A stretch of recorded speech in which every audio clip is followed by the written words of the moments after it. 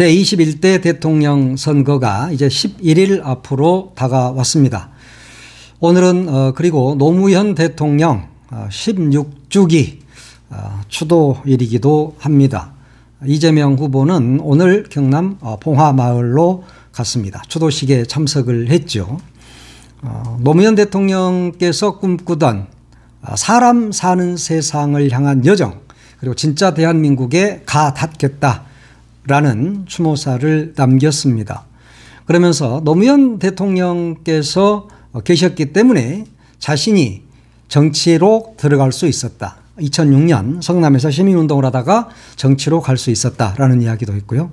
노무현은 없지만 모두가 노무현인 시대, 깨어있는 시민들의 상식이 통하는 사회, 국민이 주인인 나라, 모두가 함께 잘 사는 대동세상을 만들어내겠다고 강조했습니다. 이재명 후보가 꿈꾸는 세상, 그것은 바로 노무현 대통령께서 꿈꾸는 세상과 같습니다. 오늘 16주기 추모일을 맞이하여 이재명 후보도 좀 더 열심히 가열차게 국민들을 위해서 일할 수 있는 그런 기반, 기틀을 마련하는 계기가 되어야 할 것입니다. 정말 오늘 또 봉화마을에 굉장히 많은 분들이 찾아오셨는데 노무현 대통령께서 그렇게 황망하게 가신 데는 검찰에, 저 무도한 검찰에 이상한 짓이 있었습니다. 이명박 정권의 사주에 의한 검찰의 난도질, 그것이 바로 노무현 대통령을 다음 세상으로 가게 하는 그런 일이었습니다. 이런 것들을 절대 잊어서는 안 됩니다. 지금 검찰은 김건희는 봐주고 윤석열은 봐주고 다른 사람들에게는 가혹한, 특히 야당 대표 이재명 후보에게는 가혹한 모습을 그동안에 끝없이 보여왔습니다. 새로운 정권이 창출되어야 하는 이유도 여기에 있습니다. 저 무도한 검찰들, 저런 것들을 싹 쓸어낼 수 있는 계기가 되어야 된다. 이번 선거는 그런 선거입니다. 이번 선거는 확실하지 않습니까? 구도가 명확합니다. 내란 잔존 세력이냐, 내란 청산 세력이냐, 헌정 질서를 파괴한 자들이 계속 정권을 잡게 할 것이냐, 아니면 헌정 질서를 바로 잡아야 할 것이냐 하는 그런 싸움에 불과합니다. 그렇기 때문에 명징하죠. 누구를 선택해야 하는가 하는 것은 명확합니다. 그런데도 지금 저 내란 세력들은 자기들에게 표를 달라고 난리를 치고 있습니다. 우리 국민들이 어떤 국민들입니까? 저들에게는 사실은 한 표도 주어서는 안 됩니다. 국민의힘은 원래 대통령 후보 자체를 내서는 안 되는 정당입니다. 그런데도 불구하고 저 파렴치하게 대선 후보를 내고 자기들에게 표를 달라고 하고 그런 작태를 지금 국민들 앞에 보이고 있는 것입니다. 이번 선거가 왜 치러지는가에 대한 정확한 생각이 있어야 됩니다. 누구든지. 왜 치러지는 겁니까? 윤석열이 저 막대먹은 자 때문에 치러지는 거 아닙니까? 그러면 윤석열이 1호 당원이 국민의힘 아니에요? 뭐 지금 선거가 엄청 불리하게 돌아가니까 갑자기 탈당을 하고, 탈당을 했으면 집구석에 가만히 있어야지, 부정선거가 어쩌고저쩌고 하면서 영화 보러 다니고, 영화나 볼 일이지 또 거기 가서 또 한 30분 이상씩 잠이나 퍼자고, 이게 지금 뭐 하자는 겁니까? 이게 정말 창피하고 부끄러워서 살 수가 없는 나라입니다. 그것을 이번 선거에서 반드시 바로 잡아야 된다. 오늘은 이제 사회 분야에 대한 TV 토론이 저녁 8시에 있습니다. 지난 18일에 1차 토론이 있었죠. 여기에서도 이재명 후보에 대한 흠집을 내려고 다들 노력을 많이 하고 있던데 그렇다고 흠집이 날 후보가 아니죠. 여론조사를 해보니까 그때 지난 18일에 여론 TV 토론을 누가 제일 잘했느냐라고 물어보니까 지지 여부와 관계없이 이재명 후보가 가장 잘했다라는 여론조사가 나왔지 않습니까? 벌써 응답자의 40%가 이재명 후보가 가장 잘했다라고 답했습니다. 이준석이가 28%, 김문수 후보가 17% 나왔어요. 그러면 김문수 후보는 토론도 제대로 못하는 후보다. 토론을 제대로 못한다라는 표현보다 어떻게 보면 토론에 나와서 무슨 말을 할 수 있는 자격이 없는 사람이죠. 그러니까 17%가 김문수가 잘했어요 라고 말하는 사람들은 정말 김문수가 잘해서라기보다 너무 짠해서 그냥 물어보니까, 전화가 와서 누가 잘했어요 물어보니까 그냥 김문수예요 라고 그냥 기계적으로 답변을 한 것이다, 이렇게 봐야 하는 겁니다. 오늘 사회분야 TV 토론, 여기에서도 이재명 후보의 준비된 대통령으로서의 진가를 볼 수 있을 것입니다. 오늘 저녁 8시 기대를 하면서 또 봐야 할 것 같습니다. 요즘 여론조사 결과 엄청나게 나오고 있습니다.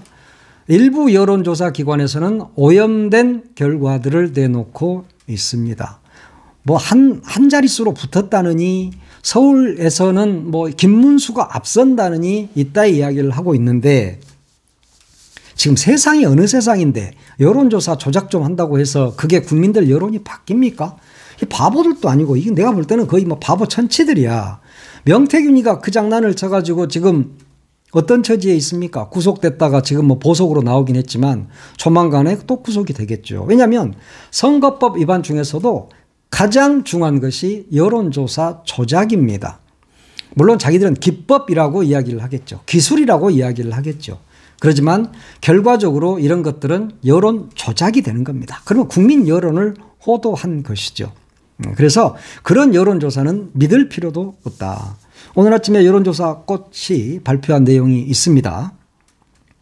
정권 재창출해야 되느냐 아니면 정권 바꿔야 되느냐라고 물어보니까 67.2%가 정권 바꿔야지. 민주당 이재명으로 바꿔야 되는 거 아니야? 라는 답변을 했습니다. 다자구도 그러니까 김문수, 이재명, 이준석 3명이 다 붙을 때 그때는 이재명 후보가 50.5%가 나오고 김문수가 30.3%, 이준석이가 9.1%가 나옵니다. 물론 이재명 후보가 지난주 대비로 보면 1.2%가 내려갔다고 하지만 이것은 보수층 결집에 따른 현상일 뿐이다. 그러니까 국민 절반 이상은 이재명 후보를 지지한다. 이렇게 봐야 합니다. 지금 국민의힘과 개혁신당입니까? 뭡니까? 준석이네당. 거기하고 뭐 단일화를 하느니 마느니 하고 지금 난리를 치고 있지요. 이준석이는 단일화는 절대 없다. 이 투표용지에 기호 4번 이준석의 이름은 박힐 것이다. 이렇게 이야기를 하고 있는데 지금 이준석이나 국민의힘이 하고 있는 작태를 보면 단일화를 할 것 같습니다. 이준석이가 단일화를 안 한다고 강하게 부정하는 것 자체가 단일화를 한다는 이야기이기도 합니다. 이전 대선에서 안철수가 그랬지 않습니까? 끝까지 안철수는 단일화 절대 없다고 했습니다. 그런데 마지막 TV 토론이 끝나고 그날 저녁에 한밤중에 장제원의 매형 집으로 가서 거기에서 윤석열과 단일화를 선언하지 않습니까? 그러면 이준석이라고 그러지 말란 법이 있겠습니까? 이준석이가 지금 10%가 안 나온단 말이에요. 뭐 어제 무슨 갤럽에서 10%가 나왔다고 해서 거기가 잔치집 분위기인 것 같은데 막판으로 갈수록 지지층 결집이 나오게 되면 김문수 후보 쪽으로 쏠리게 됩니다. 그리고 또 이준석의 한 가지 패착. TV 토론을 하면 이재명 후보를 공격하고 있습니다. 상식적으로 보면 이재명 후보의 표는 절대 이준석한테 가지 않습니다. 아무리 공격을 해도. 그렇다면 선거공학적으로 보면 김문수 후보 측을 공략을 해서 김문수 후보 측으로 가 있는 표가 이준석한테 오도록 자신에게 오도록 하는 게 옳습니다. 왜냐? 같은 보수니까. 그런데 지난 토론에서 어떻게 했습니까? 김문수 후보를 단 한 번도 공격하지 않았습니다. 모든 시간을 이재명 후보를 공격하는 데 썼습니다. 그 말은 무슨 말이냐? 결국 나중에 단일화를 해야 되니까 김문수를 공격하지 않은 것이죠. 김문수를 공격할 이유가 없지 않습니까? 결국 자기랑 같이 러닝메이트로 같이 뛰어야 될 사람이기 때문에 그렇습니다. 김문수도 어제 40대 총리가 어떻느냐라고 이야기를 했지 않습니까? 그것이 40대 총리를 누구를 두고 이야기한 것이겠습니까? 이준석이를 두고 한 거란 말이에요. 물론 그들은 자기 생각에 자기들이 정권을 잡으면이라는 그런 뭐 어떤 것들이 있겠지만 절대 그럴 일은 없으니까 뭐 헛소리에 불과하다 이렇게 봐야지만 지금 단일화 이야기가 하도 많이 나와서 제 생각은 단일화를 한다. 이준석이는 마지막 날. 그러면 25일 날 투표지를 인쇄하니까 25일 이후에 단일화를 하면 이준석이 말대로 이 투표지에는 기호 4번 이준석이라는 이름이 들어가 있겠죠. 그렇지만 28일 날 마지막 토론을 하게 되죠. 그러면 그날 저녁에 안철수가 그랬듯이 또 김문수 아래로 기어 들어간다. 그래서 국민의힘을 본인이 수모를 당하고 쫓겨났던 국민의힘을 접수하러 간다. 그런 거죠. 그러면 나중에 이제 이 집구석은 망하게 되는 거죠. 왜냐? 한동훈과 이준석의 혈투가 벌어지지 않겠습니까? 뭐 그런 것들은 나중 이야기고. 이준석이가 너무 단일화를 부정하고 있어서 제가 그런 이야기를 했습니다만, 강한 부정은 강한 긍정이다. 그래서 그렇게 강하게 부정을 해야 나중에 단일화를 할 때도 효과가 더 생기는 겁니다. 강한 효과가 있는 것이죠. 그래서 강하게 부정하고 있는 것이다. 이들은 모사라는 다 꾸미는 작자들입니다. 그렇기 때문에 단일화가 된다고 봐야 된다. 그런데 단일화가 되면 어떻게 됩니까? 양자구도가 되는 것이죠. 단일화가 되면 김문수 후보가 되겠죠. 저쪽에서는. 이준석이는 당권 쪽으로 갈 거고요. 그렇다면 양자구도는 어떻게 되느냐? 오늘 아침 조사 나온 게 그거예요. 꽃에서 나온 거. 양자로 가게 되면 다자구도보다 이재명 후보의 지지율이 더 올라갑니다. 다자구도에서는 50.5%였는데 김문수와 이재명 후보가 딱 붙게 되면 이재명 후보가 53.9%가 나옵니다. 물론 김문수 후보도 약간 오르죠. 35.2%로 오릅니다. 뭐 이런 부분들로 볼 때 양자구도로 갈수록, 저쪽이 단일화를 할수록 이재명 후보에게는 훨씬 유리한 국면으로 가게 된다. 그러면 준석이 표는 어디로 가느냐? 양자구도로 갈 때 준석이 표의 20%가 이재명 후보 쪽으로 갑니다. 김문수 쪽으로는 31.4%가 가죠. 그러면 이준석과 단일화를 하게 되면 이준석 표가 사실은 모두 다 그쪽으로 가야 돼. 김문수한테. 그런데 20%가 이재명 후보한테 와버린다. 이런 딜레마는 있는 것이다. 물론 이런 것들이야 자기들끼리 잘 알아서 하겠지만 내가 볼 때는 단일화가 되고 이재명 후보가 압도적으로 승리하게 될 것이다. 이렇게 보면 됩니다. 뭐 적극 투표층. 그러니까 이번 선거 같은 경우는 사전선거가 목금이거든요. 그러면 직장인들은 투표를 하기가 힘들고, 그래서 아무래도 투표율이 좀 내려갈 겁니다. 그러면 적극 투표층의 여론이 굉장히 중요한데, 여기에서는 53.9%가 이재명 후보를 찍겠다. 그랬고, 김문수는 35.2%였다. 그러면 결과적으로 단일화를 해도 오히려 이재명 후보가 올라가고, 안 해도 1등이다. 뭐 그런 것이기 때문에 대세에는 아무 지장이 없다. 이렇게 봐야 합니다. 민주당 지지자들 자신감을 가져야 됩니다. 왜 이번 선거가 치러지는지 하는 것들에 대한 명확한 인식이 있어야 되고, 선거운동을 할 때도 왜 이번 선거가 치러져야 되는지, 그래서 왜 민주당 이재명 후보가 당선이 돼야 하는지를 간단하게 설명할 수 있어야 된다. 그런 이야기입니다. 왜 대선이 치러지느냐만 보면 누구를 지지할 것인가 하는 것이 그대로 나타나게 되는 겁니다. 여론조사를 보니까 김문수가 막 치고 올라오니까 불안하네. 그럴 필요 없습니다. 어차피 막판으로 갈수록 결집을 하게 됩니다. 양측이 모두 다. 그리고 국민의힘도 그 정도의 지지세는 가지고 있어요. 굉장히 뿌리 깊은 정당이지 않습니까? 비록 부패한 정당이지만. 그렇기 때문에 그들을 지지하는 사람들이 있습니다. 뭐 수도권에도 많이 있고 호남에도 많이 있지 않습니까? 그러니까 이들이 35% 정도는 나온다라고 보고 나머지를 모두 다 이재명 후보가 흡수한다. 이렇게 생각하면 됩니다. 그동안 숨죽이고 있었던 내라는 당을 지지했다는 그 창피함 이런 것 때문에 숨죽이고 있다가 이제 막판으로 가니까 보수 결집이 시작됐다. 앞으로 보수 결집은 더 단단하게 단단하게 뭉쳐지겠지만 대세는 지장이 없다 하는 점을 알아야 합니다. 이제 민주당도 그동안에는 외부 인사들 영입 여기에 굉장히 신경을 많이 썼지 않습니까? 그런데 내부 단속도 많이 해야 됩니다. 소위 말하는 집도끼 단속, 지지층 결속에도 나서야 한다. 그런 일환으로 어제 이재명 후보는 사이다 발언을 많이 했습니다. 그러니까 이재명 그러면 사이다 발언으로 유명한 사람 아닙니까? 속 시원하게 이야기하는 그런 것들. 그런데 그동안에는 좀 이번 대선 국면에 들어가면서 좀 조심스러운 점이 좀 있었습니다. 안정적 이미지를 주려고 했겠죠. 어제부터 그런데 이재명식 사이다 발언이 쏟아지고 있습니다. 왜냐하면 영입을 하는 과정에서도 외부 인사 영입을 하는 과정에서도 민주당이 실책이 있었지 않습니까? 김대남 같은 자들을 뭐 영입을 한다고 했다가 뭐 선대위에 뭐 부위원장 자리를 줬다가 이거 뭐 실수인데 하고 다시 빼고 이런 짓을 중앙당에서도 하면 안 됩니다. 이런 실수를 할 때입니까? 무조건 지금 아무나 받아들입니까? 그러니까 한동훈이가 윤석열을 향해서 민주당으로 가라 그런 이야기를 하잖아요. 지금 윤석열이가 민주당으로 하도 민주당이 이거 뭐 대나 막 받아들이니까 한동훈이가 사실은 굉장히 비꼰 겁니다. 에?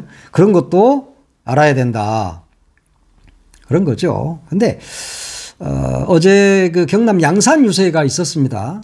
거기에서 이 윤석열에 대한 비판 그동안 좀 많이 안 했었는데 어제는 좀 하더라고요.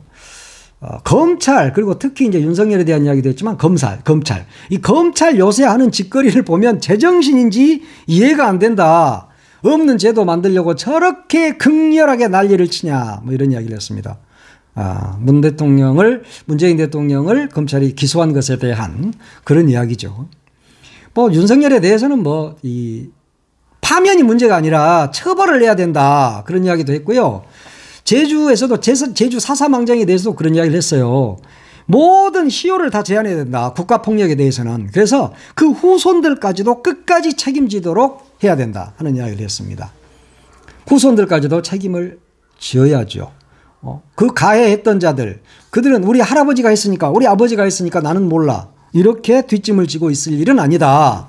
5.18 계엄군들에 대해서도 마찬가지입니다. 상부의 명령이니까 어쩔 수 없이 나는 광주 시민들을 학살했다라고 말할 것이 아니라 학살자들을 다 찾아내야 된다. 그때 군인들 지금 몇 살이겠습니까? 60대 중반 후반쯤 될 겁니다.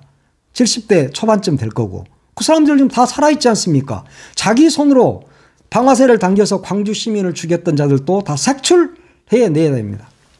뭐 이런 이야기는 이재명 후보는 하지 않았어요. 내 생각입니다. 4.3에서 후손들까지도 다 책임지도록 해야 된다라고 이야기를 했기 때문에 5.18 역시 마찬가지고 부마항쟁도 마찬가지고 4.19 역시 마찬가지 아닙니까? 공소시효 다 폐지해야죠. 그래서 후손들까지도 모두 다 책임을 져야 되고 본인은 물론이고 그런 것들을 시행해야 된다. 그런 겁니다.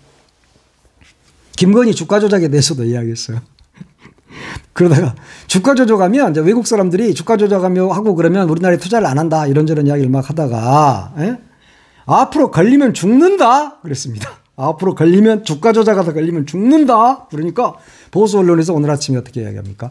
이재명이 또 막말을 했다. 죽는다고 했다. 그렇습니다. 자, 죽는다는 게 사람 목숨을 끊는다는 이야기입니까? 그건 아니잖아요. 우리는 야 기분이 좋아도 이렇게 말합니다. 야 기분 좋아 죽겠다. 배가 고파도 배고파 죽겠다. 배가 불러도 야 배불러 죽겠다. 이런 이야기 합니다. 그런데 여기에서 뭐 주가 조작하면 죽는다라고 말하니까 이재명이가 죽인다고 했다고. 이런 바보 천치들도 아니고 말이야. 그런 이야기입니다. 그러면 주가 조작하면은 살아있어야 됩니까? 그런 놈들은 감옥으로 쳐보내야지. 그게 바로 죽는 거야. 뭐 목숨만 끊어져야 죽는 게 아니라 사회적으로 매장이 되는 것도 죽는 겁니다. 그런데 지금 김건희에 대한 주가 조작, 도이치모터스 주가 조작에 대해서 수사 제대로 했습니까? 그것도 못하고 이창수는 갑자기 지가 사표 낸다고 난리를 치고 있던데 사표가 내집니까?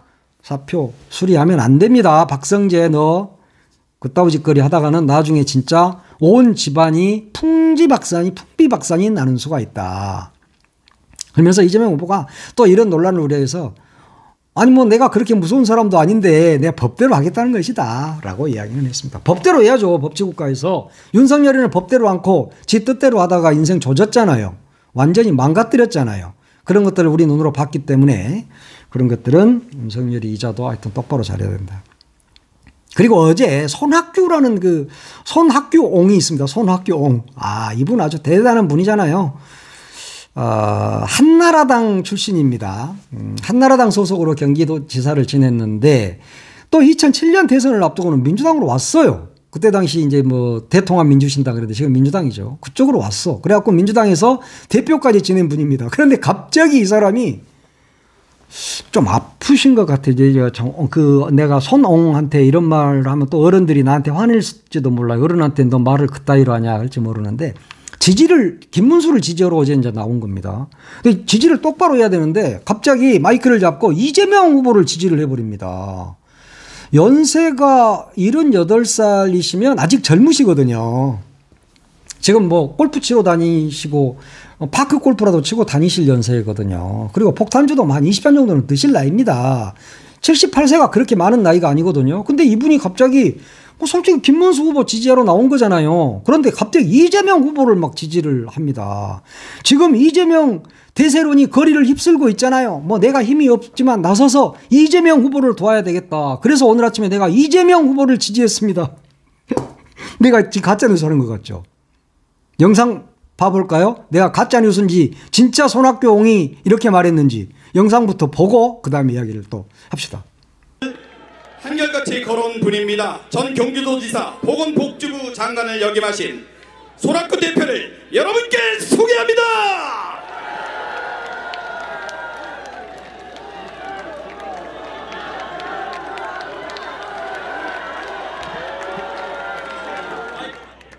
존경하고 사랑하는 광명시민 여러분, 제 가슴이 아주 울컥합니다. 경부선은 용산역에서 출발하게 돼 있었고 그거를 경부선을 서울역으로 지금 이재명 대세론이 것이 그 거리를 휩쓸고 있잖아요. 그럼 우리 어떻게 살겠다는 겁니까?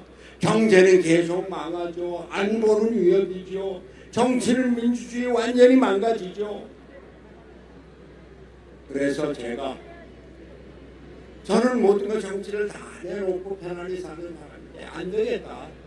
내가 힘은 없지만 나가서 이재명을 도와야 되겠다.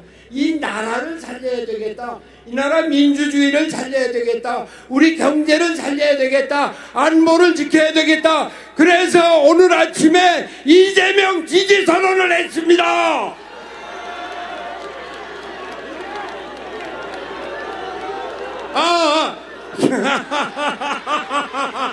김문수 지지 선언을 했습니다. 김문수!